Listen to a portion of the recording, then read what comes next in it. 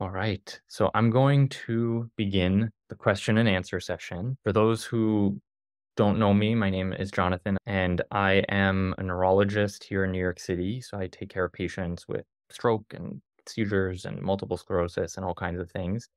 And I'm really passionate about yoga as an intervention in medicine. And 10 years ago, I think it was honestly March 14th, 2014, but I have to double check.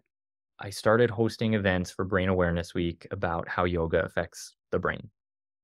And this ultimately became this neuroscience and yoga online conference to which all of you are invited. And this is a project that I want to answer all of your questions about, not just neuroscience and yoga. We can talk neuroscience and yoga stuff forever, but also answer all of your questions about the conference as you're deciding, how are you going to sign up? What pass do you want? What do you get? What do you not get? Who's going to be there? What's the benefit? All of that stuff.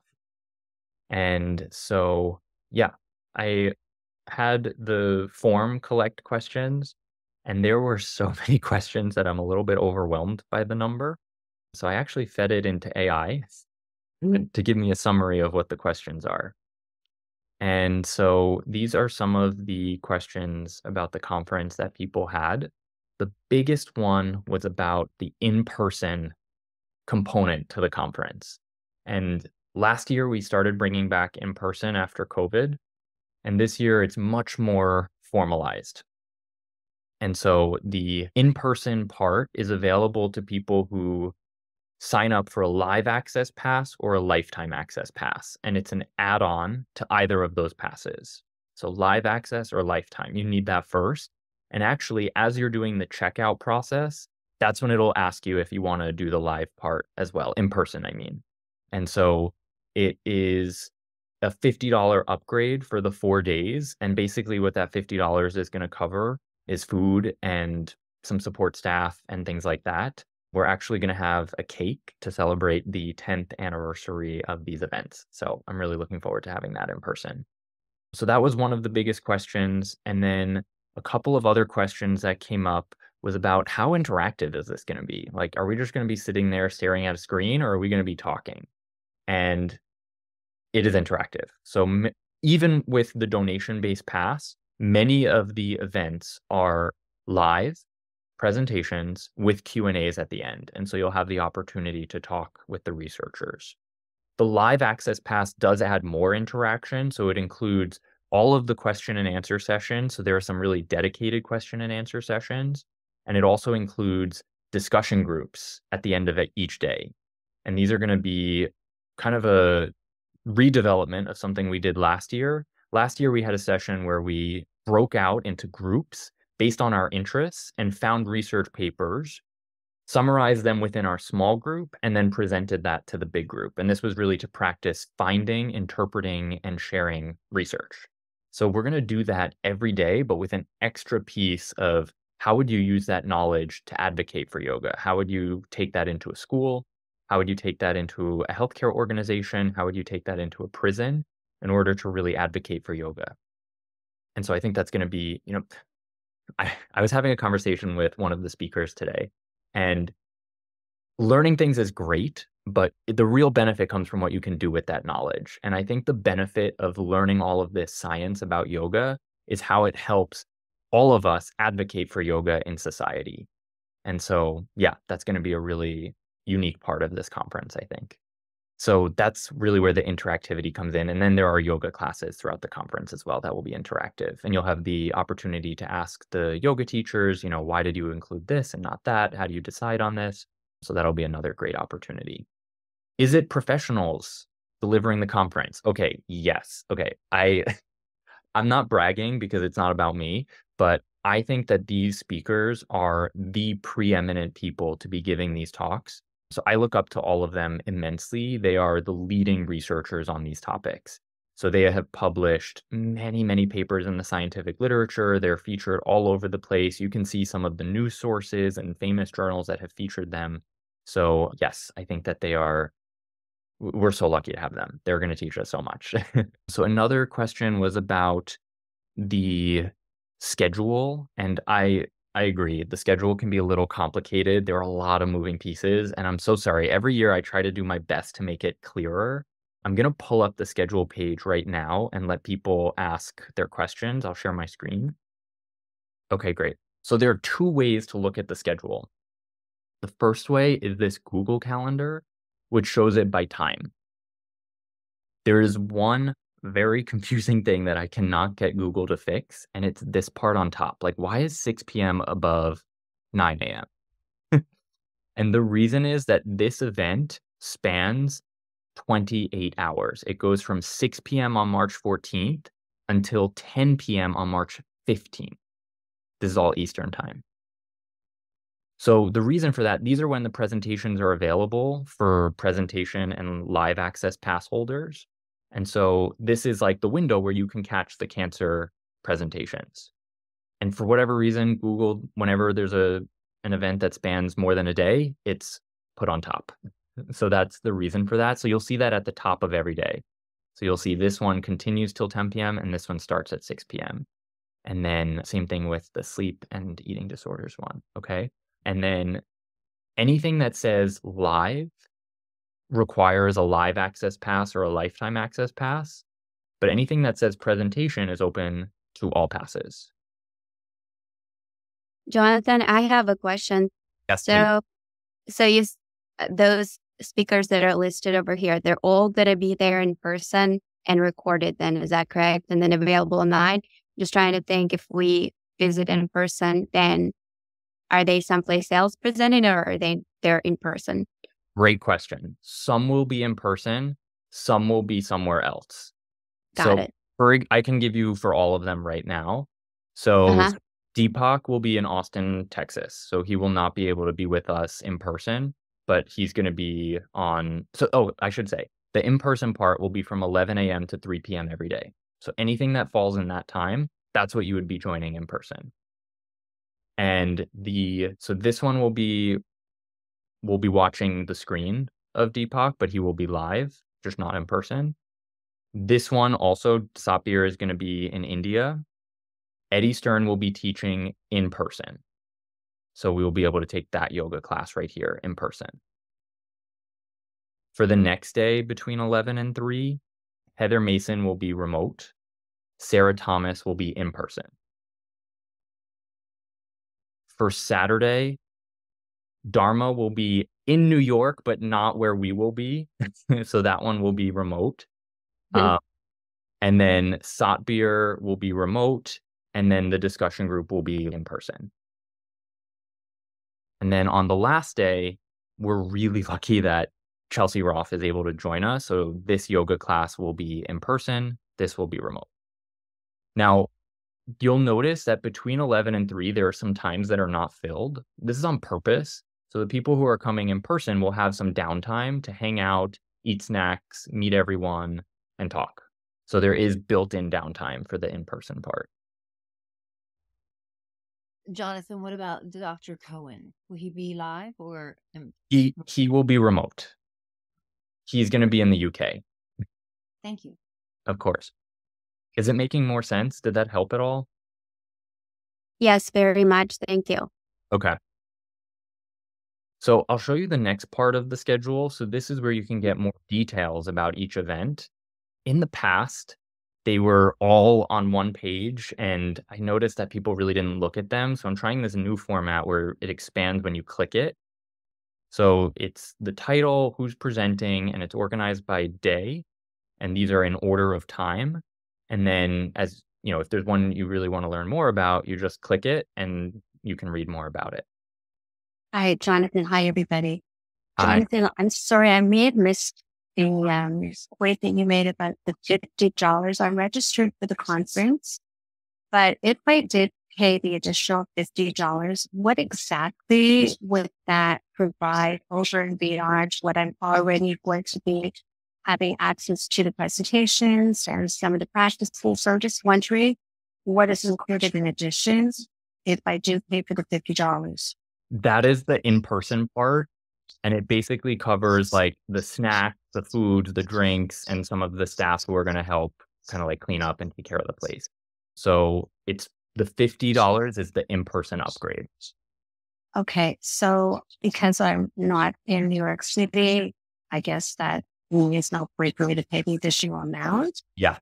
Yeah, thank you. The program is phenomenal. So I really, really am so excited for all the different presentations. Thank you again for opening this up.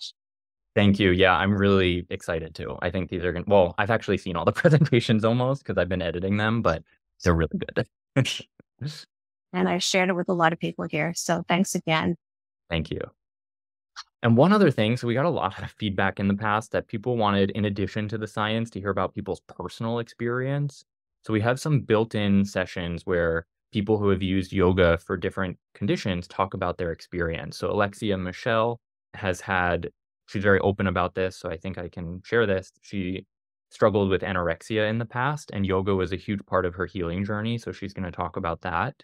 And then for the Yoga and Cancer Day, Lynn Goldberg is going to talk about her experience, not only with her mom having cancer, but herself then having cancer afterwards and how yoga helped her through that. Okay, I'm going to go to the next. I see a bunch of questions in the chat. Yes, so just to be clear, even when things are in person, they will still be online. Because kind of the structure of this conference is that it is built to be online. And the in-person part is like an add-on. So you will not be like, the only thing you'll miss is like the mingling and just like running into people and sharing snacks and drinks and stuff. Yes, and so the just to be clear what the lifetime access pass includes, this is really for people who want to almost consider this like a mini teacher training. And so this is really geared towards getting continuing education credits. So in addition to unlimited access to all the presentations, so they don't expire after 24 hours, you also get workbooks and quizzes and all these extra things to try to enhance your learning. And yeah, it's usually a really good learning resource for everyone. I get a lot of really happy, positive feedback about the Lifetime Access Pass. Yes, you can definitely attend just part of the in-person portion. Yes, I can share about the education part, and I actually have a really big update on the continuing education part. So, as in the past, we are able to offer 25 hours of Yoga Alliance continuing education credit.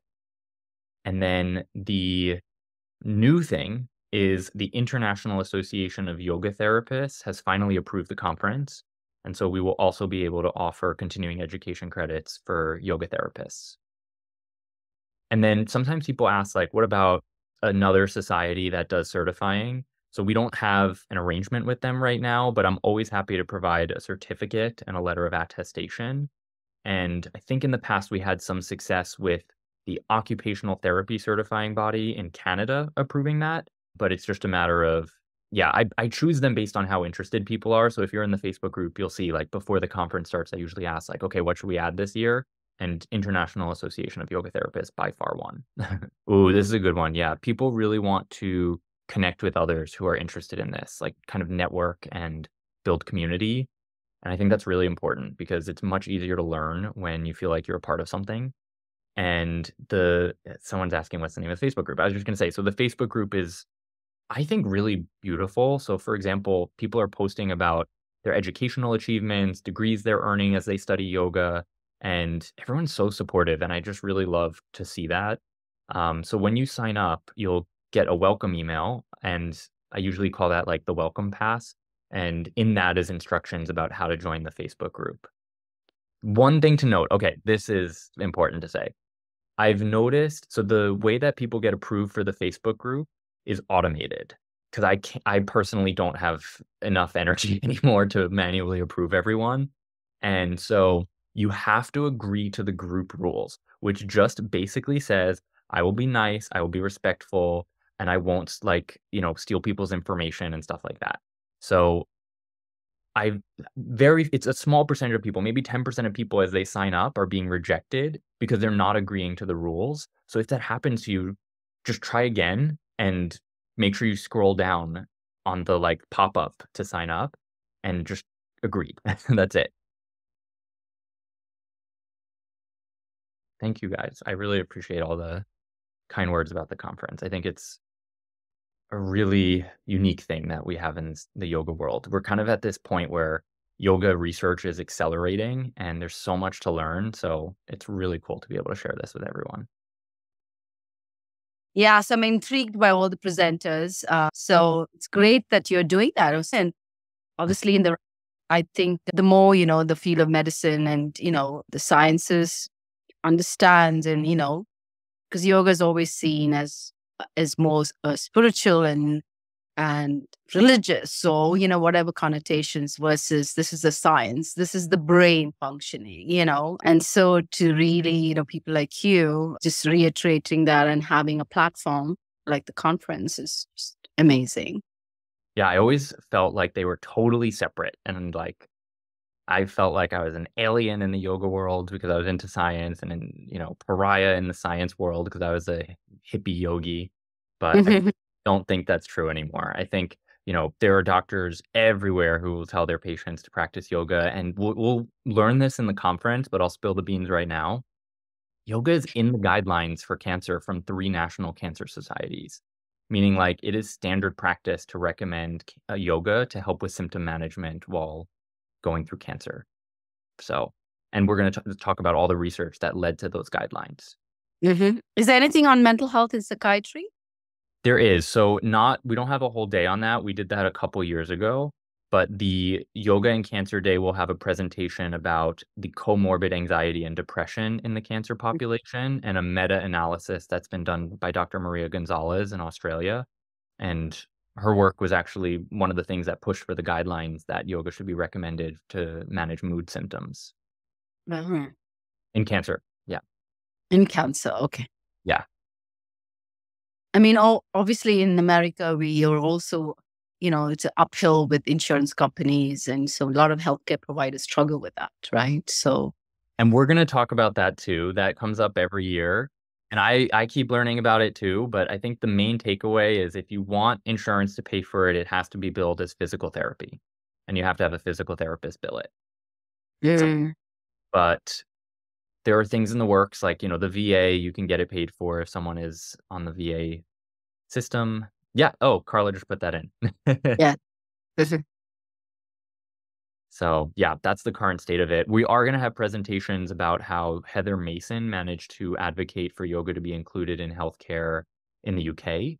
And just obviously it's a different healthcare system, but just that model and how it worked. Right. And she has a lot of data about how cost effective it is. So I think that'll be interesting for everyone to see. Right.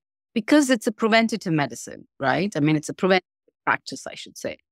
And I think in America, it's very much a medical model and we don't really practice preventative. We just do, symptom management. So yoga then is it's in odds with the philosophy then, right? Of treatment here. Yeah. Yeah, potentially, I think. Hopefully, no. Like, hopefully it's not just, I think people want prevention. It's just hard in the system sometimes, Right. Yeah. I just have a question on the conference. If you're going online about it, so it says 24-hour access, and then so if I'm watching a presentation, I have 24 hours to see it, and then is it gone? Great question. So it's a little bit longer than 24 hours, but I say 24 hours so that you're, if you run late, it's okay. But it's from 6 p.m. one day to 10 p.m. the next day is when each set of presentations will be available. And they start the day before. So, for example, the Yoga and Cancer Day is Friday, March 15th. So that means Thursday, March 14th, those presentations will be available. They come out 6 p.m. Eastern Standard Time. So in the evening, while you're doing your normal evening things, you can watch some of the presentations. And then you have the whole next day until 10 p.m. Eastern Time. Does that make sense? Yeah, that's. And then the next day's presentations will be available at 6 p.m. the following day. So they have a 4-hour overlap, so you can catch up on whatever you need to catch up on. Okay, that's good. I appreciate it. Thank you. Yeah, of course. So someone is asking about whether the Lifetime Access Pass gives access to prior conferences. And this question comes up a lot. So I want to make it clear they are separate. So there's a Lifetime Access Pass for every year. And when you get a lifetime access pass, you can buy the previous years, but they are separate. Hi, Jonathan. This is Vasu. I'm calling you from California. Hi, Vatu. I attended part of this in New York last year. Yes, I In remember you. Oh my God. Okay. Yes. Yeah. And Stunt came, right? Right. Yeah. You remember. You got a great memory. Okay. Yeah. So I signed up for the lifetime access. So this lifetime will be for this year, I'm assuming. And but this is lifetime, right? For this year's session. Yeah. Right. So you'll have unlimited access to all of this year's sessions. And I'm just going to make sure on the back end. I think this is you. Yes, that is exactly right. Yep. Okay, great. So you will let us know how to access and so on and so forth. So for anyone who logs into the lifetime access portal, there is nothing in there for 2024 yet because the conference hasn't happened yet. I'm still, editing videos, cleaning things up, putting the subtitles on. So during the conference is when things will start getting added there. But I really want people to watch them via the email links at first, because that's where the question form will be. So when you submit questions for the Q&A sessions, it will be embedded in not the member portal, but in the regular website. And also, I haven't said this yet, but I am pretty responsive over email. I'm kind of shooting myself in the foot by saying that but I want people to feel comfortable emailing. Like if there's an issue, please reach out. Like I want to fix things right away. And it's really helpful for me if you include a screenshot or something, just so I know what it looks like on your end. And yeah, just never hesitate to reach out. This is Deborah. I have a question for you. Yep. So I'm a yoga teacher. I teach cancer patients as well as in other places. So for me, I'd probably be online because I'm not in New York. But the benefits of this, me or my student would be, can you just elaborate on the little bit for me? Yeah, this is a great question. So I think there are multiple layers of benefits. The first is just the knowledge. Here's the evidence of what effect we can expect from yoga for the cancer population. What effect can we expect on depression, on anxiety, on pain, on sleep, on quality of life? Those are going to be the main presentations. And just being able to share that with people, I think it's very motivating. Here's the data. If you continue with yoga, this is usually what we expect. I think people really respond well to that. The other thing, though, is we're going to have some presentations. Finally, the biggest question I always get is, well, what posture do I have to do to sleep better? Or what posture do I have to do to relieve this pain? Or what posture, right? And it's always, what specific practice do we have to do in order to achieve some outcome?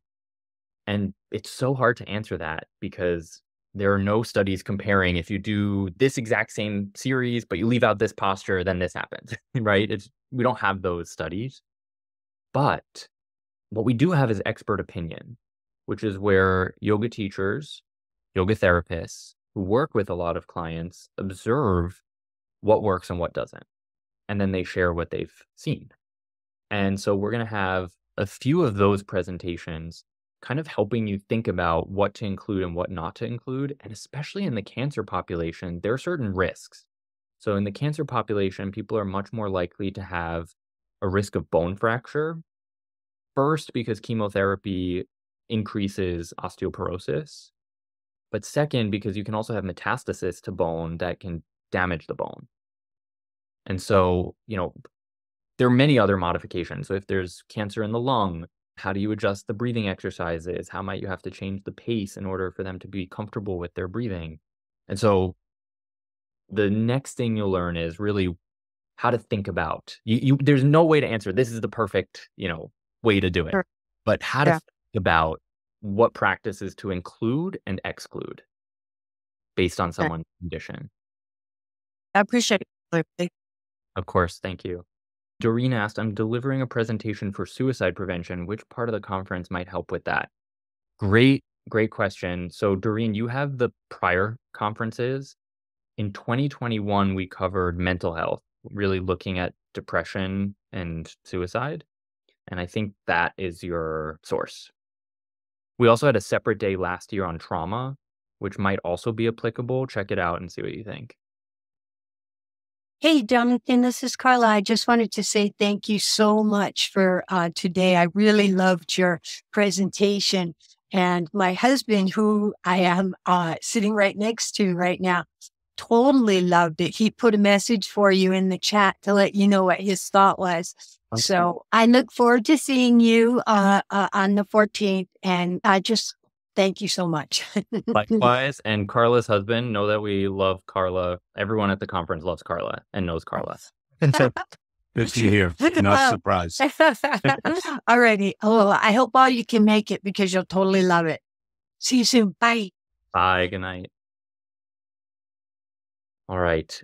If anyone needs anything else, never hesitate to reach out, and please send me your thoughts and feedback at any point. And yeah, I'll see you guys next week. I'm thinking of hosting another one of these next Wednesday, just so we have one right before the conference starts. But, we'll see how my schedule is. All right. Good night, everyone. Thank you.